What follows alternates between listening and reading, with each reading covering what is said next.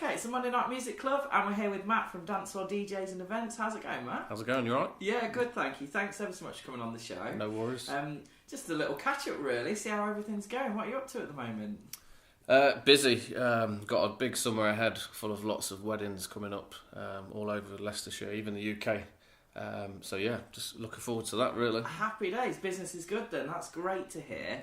Give us a bit of a background, how you got into DJing and, what kind of music you're into. When I was about 14, I got really into like hip-hop, stuff like that. Awesome. And then I bought my first pair of vinyl decks, so pretty old school. Real deal, though. Yeah, and literally it was when UK Garage was coming out as well. Brilliant. So I started off as a UK Garage DJ. It was part of like a garage crew.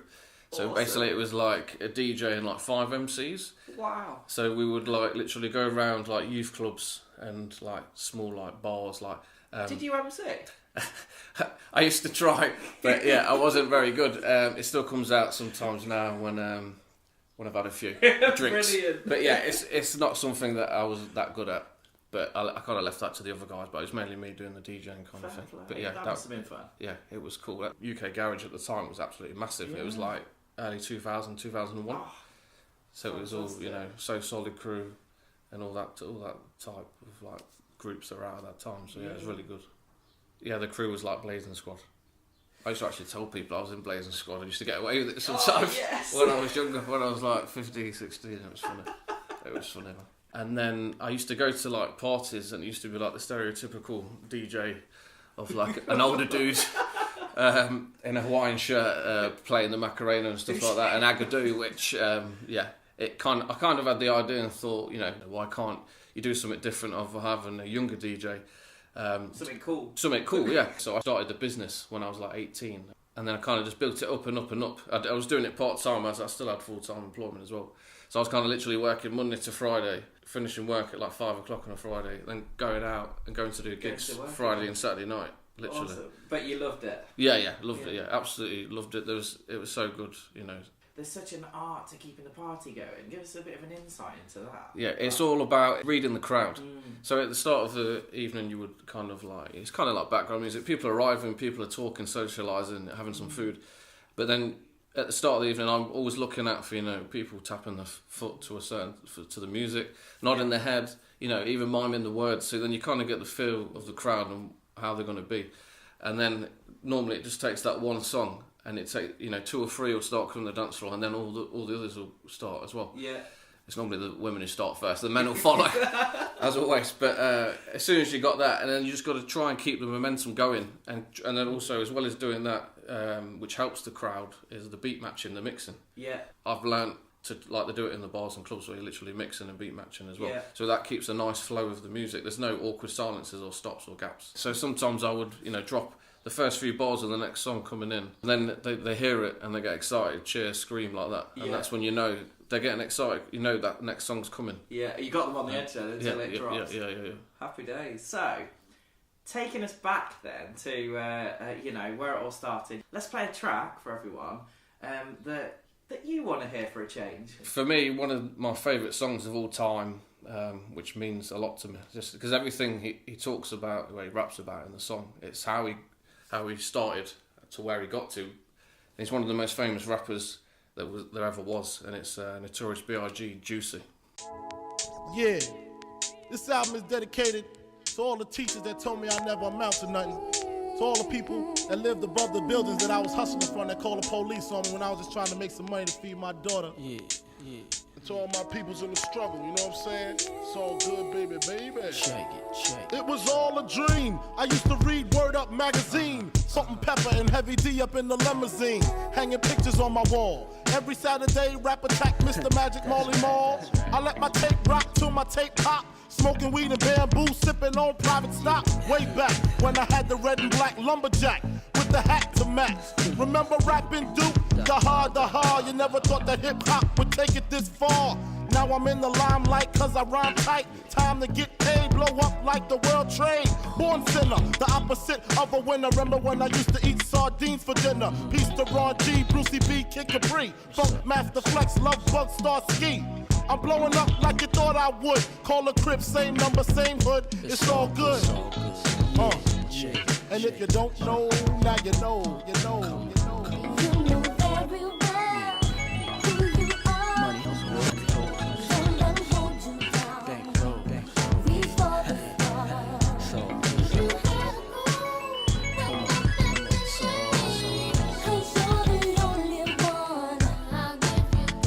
I made the change from a common thief to up close and personal with Robin Leach. And I'm far from cheap, I smoke skunk with my peeps all day. Spread love, it's the Brooklyn way. The Moet and Alizé keep me pissy. Girls used to diss me, now they write letters cause they miss me. I never thought it could happen, this rapping stuff. I was too used to packing ice and stuff. Now honeys play me close like butter play toast. From the Mississippi down to the East Coast. Condos in Queens, indo for weeks. Sold out seats to hear Biggie Small speak. Living life without fear, putting 5 carats in my baby girl ear. Lunches, brunches, interviews by the pool. Considered a fool cause I dropped out of high school. Stereotypes of a black male misunderstood. And it's still all good, So and if you don't know, now you know, you know, you know. You know very well who you are.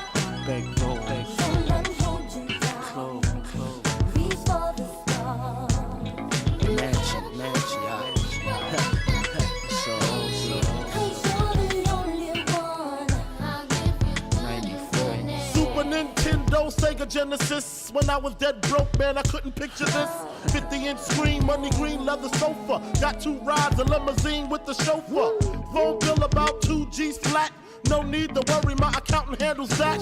And my whole crew is lounging, celebrating every day, no more public housing. Thinking back on my one-room shack. Now my mom pimps an act with minks on her back. And she loves to show me off, of course. Smiles every time my face is up in the sauce. We used to fuss when the landlord dissed us. No heat, wonder why Christmas missed us.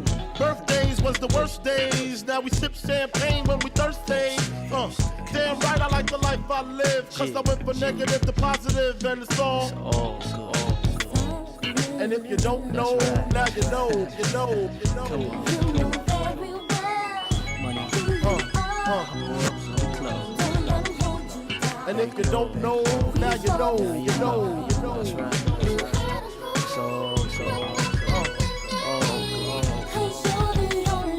And if you don't know, now you know, you know. Let me beat down in the house. Junior Mafia, Mad Flavor.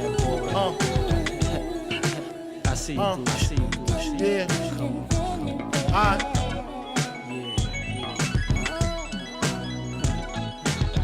Junior Mafia. Hey, yeah. You know very well who you are. Don't let 'em hold you down. Reach for the stars. You have to go. 'Cause you're the only one. Uptown. Money earning, my burning. South Central. Detroit, East Side, it's all good. We've just listened to Notorious B.I.G., absolute track. Let's talk a bit more about your business. So you've built up your business, dance floor DJs and events. Tell us a bit more about that. Well, yeah, it started in 2004, and I just built it up and up and up. So I started doing like birthdays and stuff like that, and kind of like smaller events. And then around 6 years ago, I started doing more weddings and corporate stuff. And I got to the stage where I was getting kind of like double booked for events. So I took on, well, now I've got like 4 DJs working for me now. Amazing. So you a recommended supplier at a number of venues as well. Tell us a bit about that. Yeah, I am indeed. Recommended supply at 4 venues across the East Midlands. First up, we've got Mythe Barn, which is in Sheepy Magnan.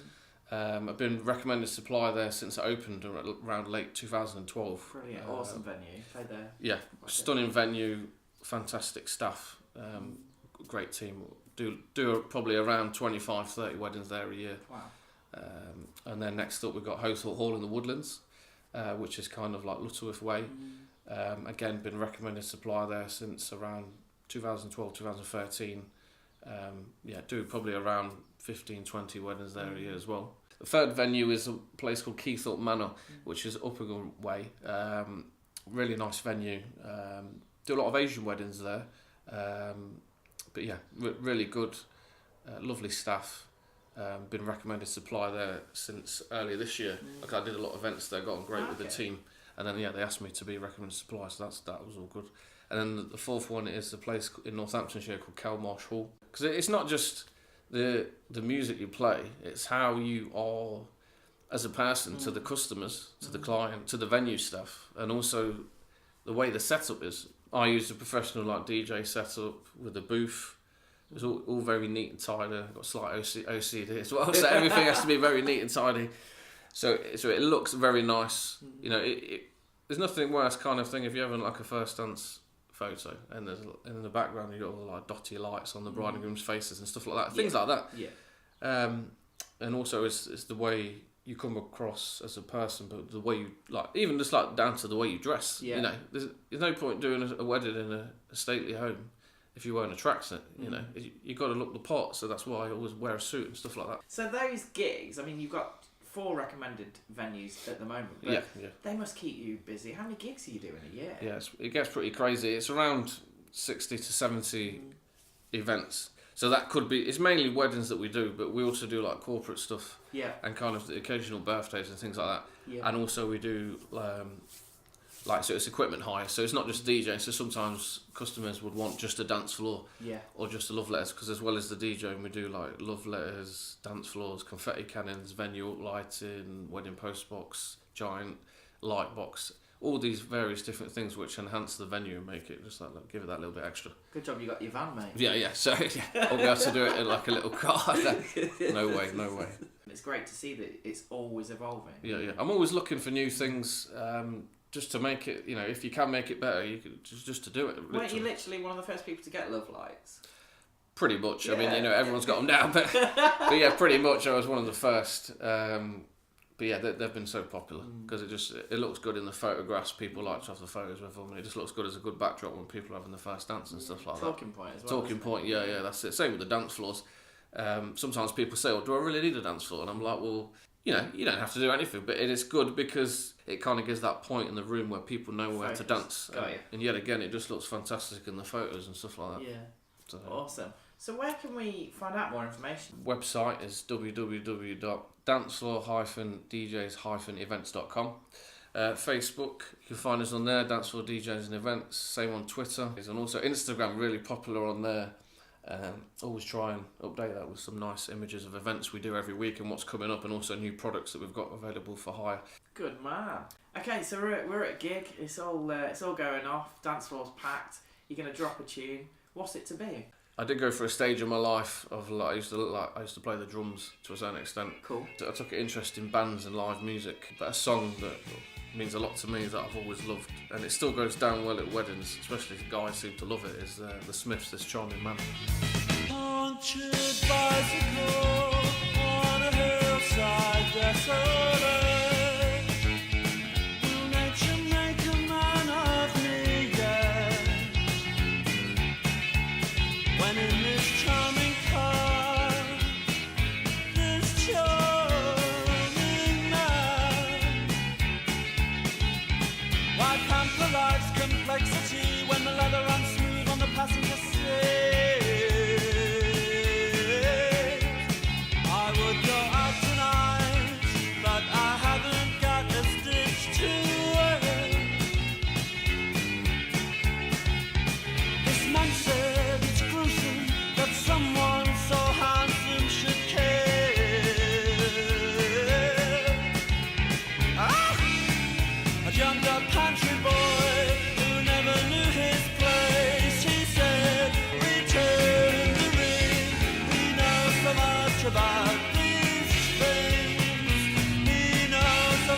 About these things, I would go out tonight, but I haven't got a stitch to wear. This man said it's gruesome that someone so handsome should care. Na, na, na, na, na, na. This child